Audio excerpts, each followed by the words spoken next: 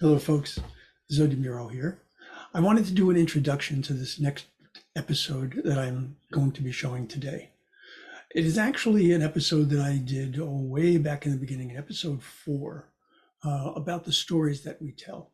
The reason I wanted to rebroadcast it today is that we've been speaking in the last 2 episodes about memories. And without a doubt, when you're talking about memories, you are talking about stories. So I thought that it would be very helpful to revisit the ideas that are espoused in that episode. So if you have not seen the episode, by all means, watch it. If you have seen it, I'd recommend watching it again. And if you haven't seen the episodes on memory, once you watch this episode, take a look at that 2-parter. I wish you well. Enjoy. Namaste. Creative superpower. We have the power to manifest as we dedicate attention to our thoughts, but often miss opportunity to achieve the greatest good. Your superpower is waiting to be unleashed to unlock a fuller, more rewarding world for all. Join us every Thursday at noon Mountain Time for Choice, Your Creative Superpower with Zoe Muro.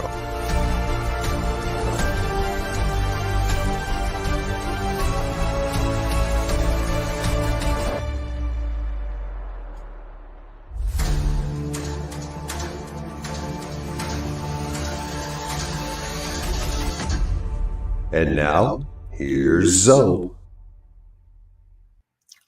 Hello, folks, and welcome to the New Thought Media Network. My name is Zoe Muro, and I am honored to be your host for Choice, Your Creative Superpower. If you're coming back, it's good to see you again. And if this is your first time, welcome to the show.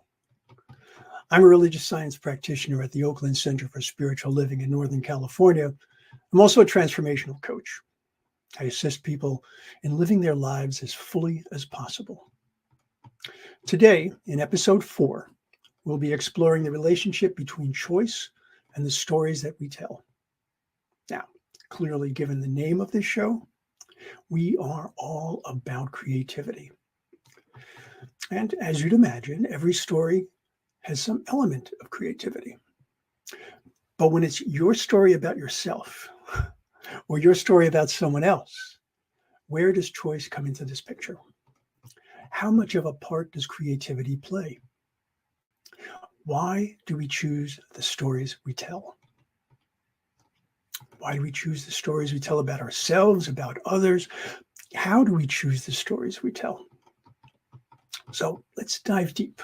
And if you'll pardon the expression, let's get the story.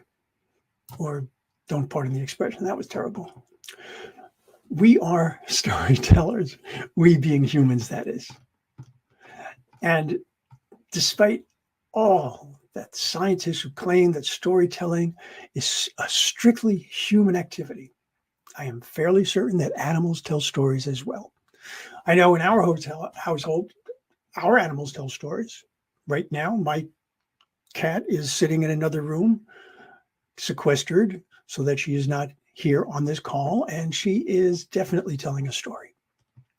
And when mealtime is just a little bit late, there's a story. And when I'm getting ready to go out and I'm not going to take my dog with me, that was a story, very definitely. It's like, oh man, I never get to go anyplace. Okay, now, in all honesty, that might have been my own interpretation or possibly projection. So let's stick to human storytelling for this discussion, because in the words of Yuval Noah Harari in his book Sapiens, he wrote, "It is the distinctive ability to believe in stories that separates sapiens from other creatures." And he goes on to say, "You could never convince a monkey to give you a banana by promising him limitless bananas after death in monkey heaven." Well, Professor Harari, you've made your point very well. So, humankind then. Well, we know humankind have been storytellers for nearly as long as we have been on this planet. We've seen evidence of some of the earliest stories in the cave paintings, dating back as far as, well, I would say, if we were to look at, let's say, the images of handprints and bison and horses and such that they found in Spain, in, I believe it was called the Altamira Cave, that dates back to 35,600 BCE. Now, you could argue, I suppose, that we're looking at art. But certainly by 23,000 BCE, looking at the scenes of hunting and rituals that they found in caves in Brazil, in the Serra de Capibara, we can see that storytelling, visual storytelling, had absolutely begun. Makes me wonder, who was the first hunter to exaggerate their hunting prowess? Did Og turn to Grilb and say, "Oh, you should have seen the one that got away today. Man, it was something else." But I digress. Because we have physical evidence, we can surmise a start date for visual storytelling. But when did oral storytelling first take place? This is something that scientists have debated for many, many years. The prevailing thought being that sign language of some sort was certainly our earliest form of communication. And we can see that in chimpanzees, for example, who use actually both sign language and vocalizations to communicate. So our ability to speak in some form or another, and therefore tell stories, very likely predated visual storytelling by at least hundreds of thousands of years. As our brains evolved, so did our skulls, our jaws, our vocal cords, all of which allowed for us to eventually incorporate a far larger range of sounds than our other primate relatives can. Communication that worked well for a solitary being was not going to be sufficient for a couple or a clan or a village. The more our behaviors changed, they had to change. Think of it. But the more they changed, it was to allow for an ever-growing demand for greater functionality. I mean, think of this. There are basic concepts like danger or follow me. Well, those could easily be addressed through body language or a whistle or a grunt. But being able to explain, to differentiate, to share knowledge and preferences, these more complex social interactions required a higher level of communication. So as our needs developed, our brains developed. And our brains developed, we were able to do so much more. So our becoming storytellers was partially because we had to. For our development to exceed that of our nearest biologically similar primate relatives, there had to be a need, because nature does nothing frivolously. And so we developed beyond simply surviving, literally hand to mouth, and started creating what were our first communities, whose purpose went far beyond simple protection in numbers. We needed to be able to communicate more complex ideas.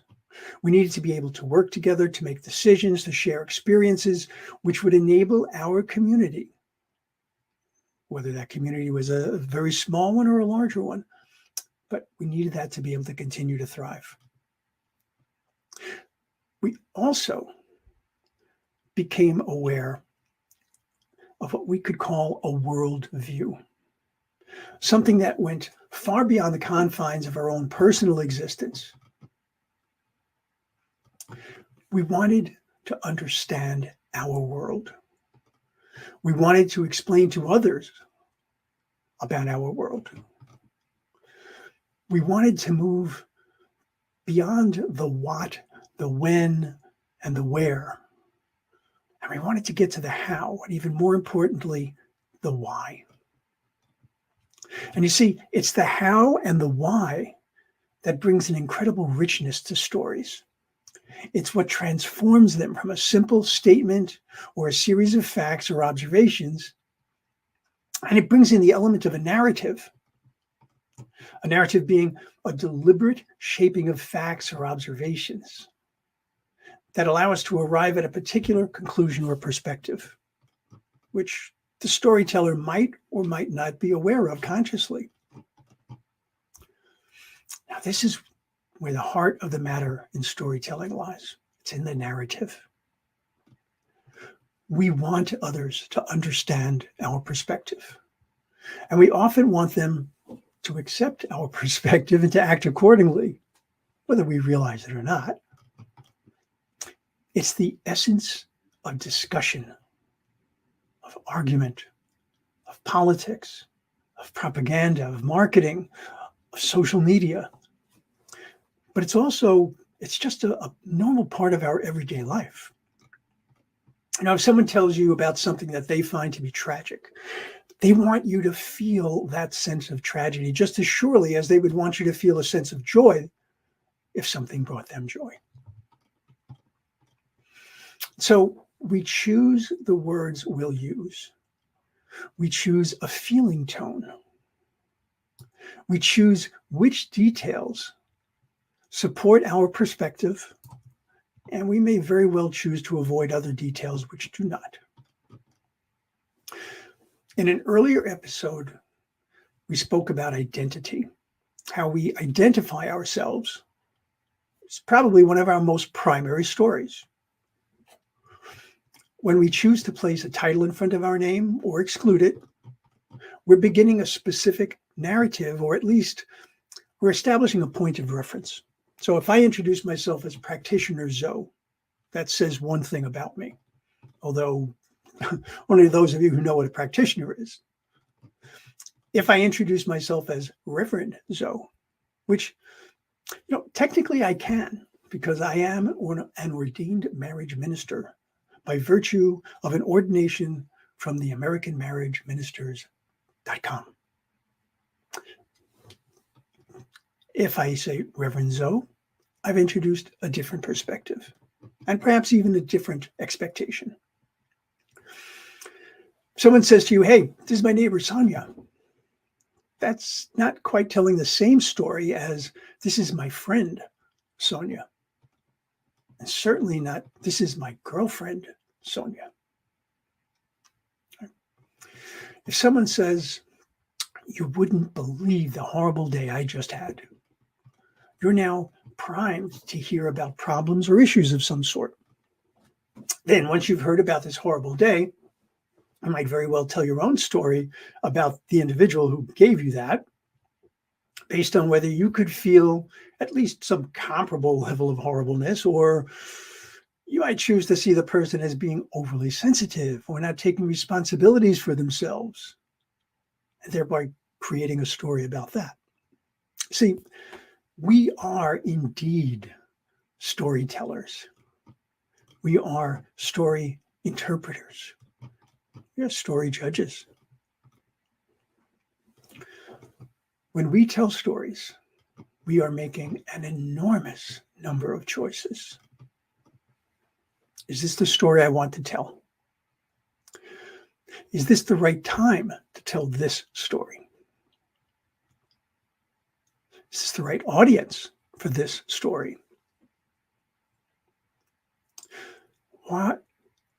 What details would I see as being important to include?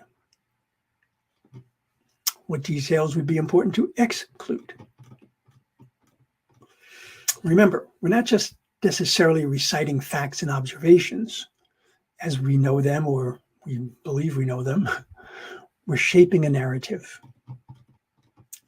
Mark Twain once said, and he supposedly said this since pretty much everything in the world is attributed to him, but he once said, theoretically, there are three kinds of lies.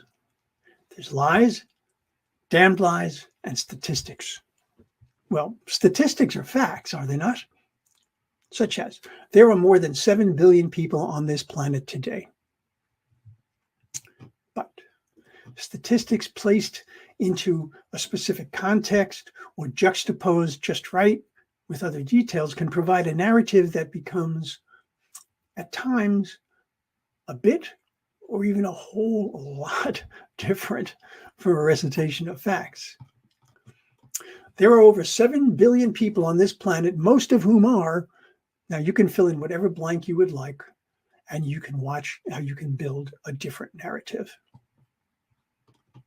That is your choice. All right. Now, the person who writes the narrative has a specific outcome in mind and wants you to reach the same conclusions to support that outcome. So our storytelling can become very involved when we add in the intent of providing a specific targeted narrative. And that isn't necessarily a bad thing. It doesn't have evil intent simply because it's a narrative. For example, every time I'm asked to provide a short biography, I find myself searching for just the right choices that would present me most effectively to my audience and most appropriately for the occasion or the setting. And I'm not saying it's meant to be this rah-rah celebration of my strengths or capabilities, but it is a way to shape appropriate expectations or to establish credibility or a particular particular vibe, if you will. Here's another key point about stories. We choose what we look for, and we choose what we look out for in stories based on what we choose to believe about the storyteller. Years ago, the company I worked at that time asked me to manage a team that had this one particular employee. Let's call him Justin. And if your name is Justin, folks, I don't know you, so I'm not talking about you. So Justin was late coming back from lunch pretty much every day. He always had a reason that sounded reasonable. But over time, got to the point where whatever Justin came up with his reason, it was just way too easy. It was almost logical, in fact, to choose to see it as an excuse, if not an outright lie. Trial attorneys are experts at steering a narrative. Obviously, they're not going to stand there and lie. That would be unconscionable and illegal. But they will very carefully choose what they say and don't say, how they say it. And they'll often prepare their witnesses as well, because they need to achieve a desired verdict. That's their job. Marketers do this every day. There's no denying the power of a good marketing campaign. And politicians. Do we even need to go there? I don't think so. Now, please, I am not suggesting that attorneys and marketers or politicians are these evil manipulators. But I will say that they understand the connection between stories and choice probably better than anyone. In fact, it's one of the reasons that they're successful at what they do. Hopefully not the only reason, unless you're a marketer. But let's turn away from our choices about other people's storytelling, because I want to look at the stories we tell about ourselves. This is where choice becomes truly powerful. Now, we actually tell many stories about ourselves. Most of them are short, and we do this constantly. For example, you get up in the morning, you yawn and you stretch, think, I'm facing a really tough day today. And then you know what? Your day is tough. You're starting at a race. You're standing there. That's the starting line for a race. You turn to the person next to you and say, you know what? I am going to run really well today. I just feel it. And you get out there and you give it all you've got. You're going to go into a meeting and you angrily mutter, I am absolutely not going to let Justin get away with anything today. And there you go, ready to pounce. Or how about the simple but powerful, I'm happy, I'm sad, I'm sorry. Every one of those is a story that you've chosen, and a story that may very well determine just how fulfilling your experience of life will be for a moment, for a while, for a very good long while, depending upon the actions resulting from your choices. Another way we tell stories which have a profound effect on our lives is through what are kind of offhand comments that are really self-judgments. Make that self-limiting self-judgments. I'm a slow learner. I just don't have a head for the stock market. I could never do public speaking.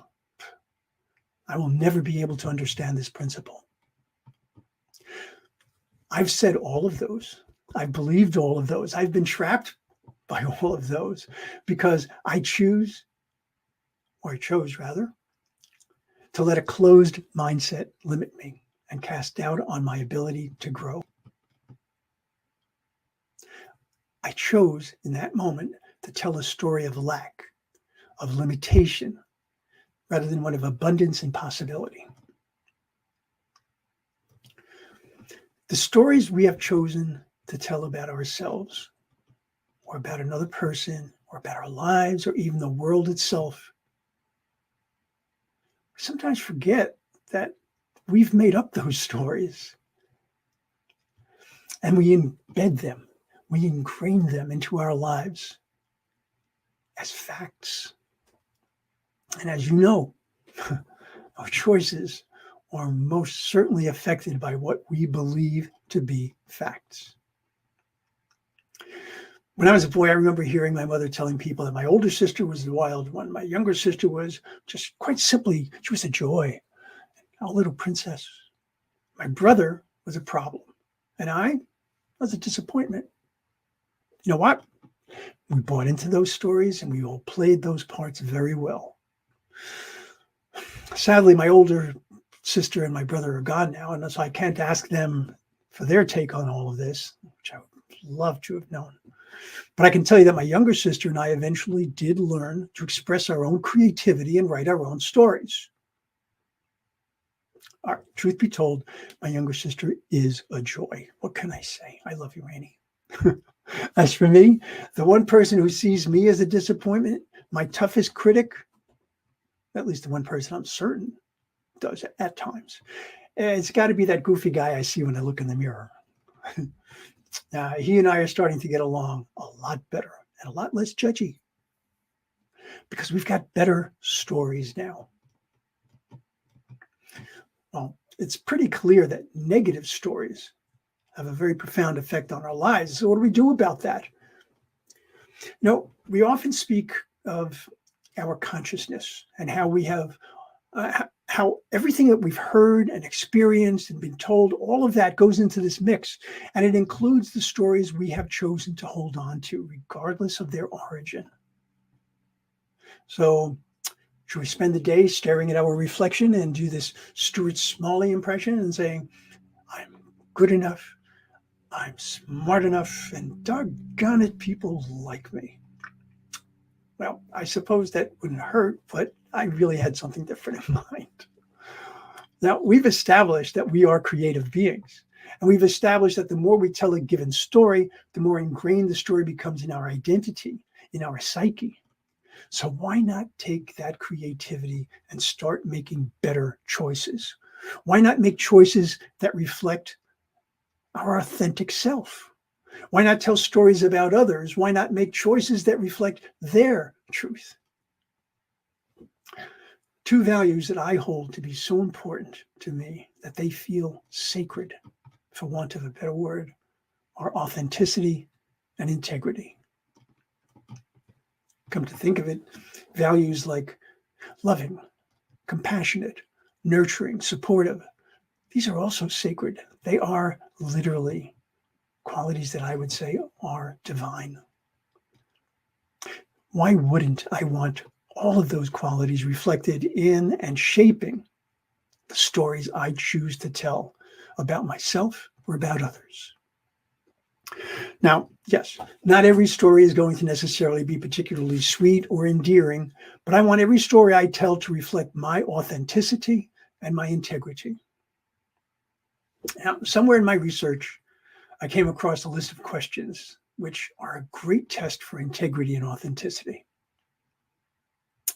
Check these out. Am I telling the truth, or is it my version of the truth? What other perspectives could be taken? Am I being open and honest about the agenda I have for telling this story? Will it benefit my listeners to see the story from another angle?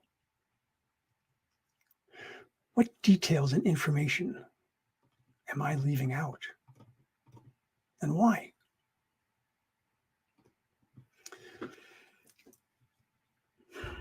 In his book, The Content of Form, Hayden White says, narrative might well be considered a solution to a problem of general human concern, namely the problem of how to translate knowing into telling.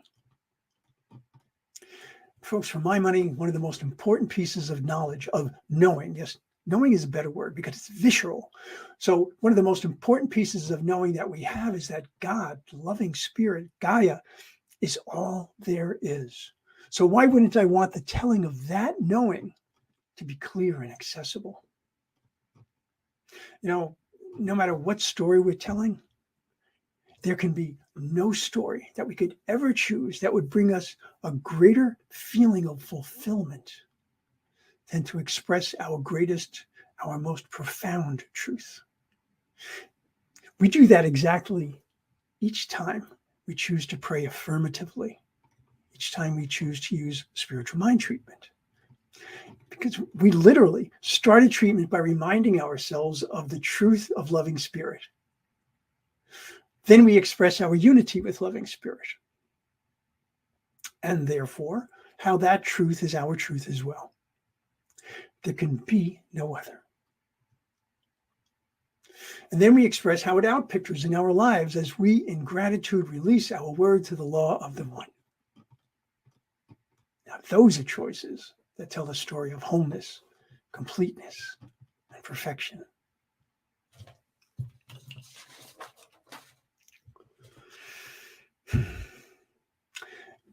In the book Wired for Story, author Lisa Crone states that story, as it turns out, was crucial to our evolution, more so than opposable thumbs.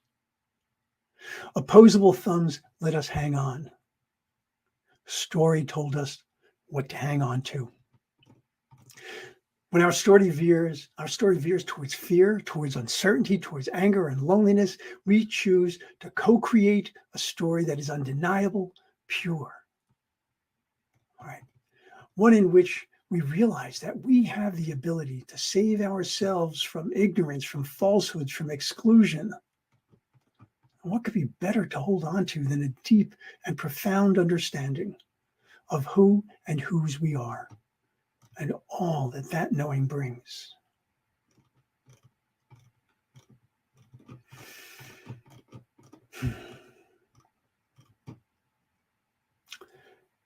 If you want to see a change in your life that is absolutely profound, look at the stories you tell.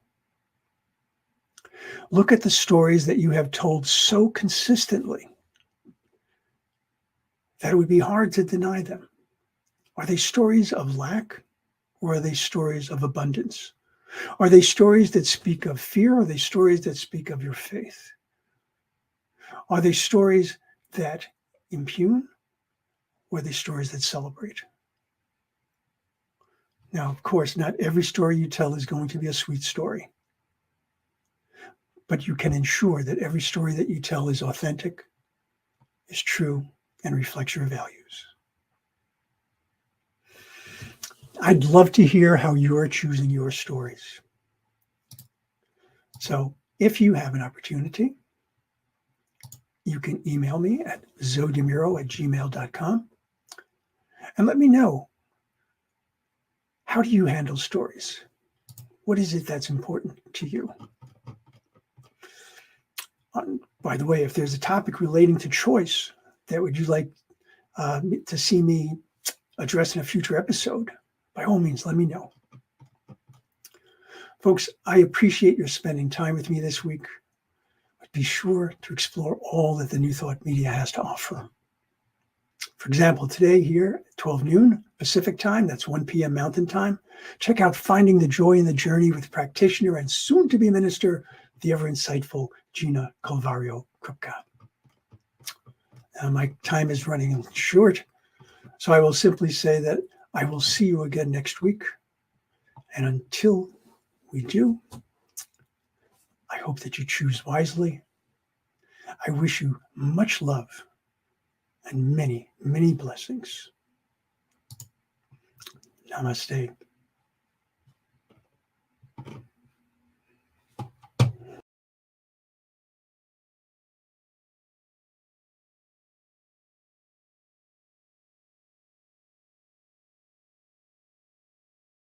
Choice, your creative superpower.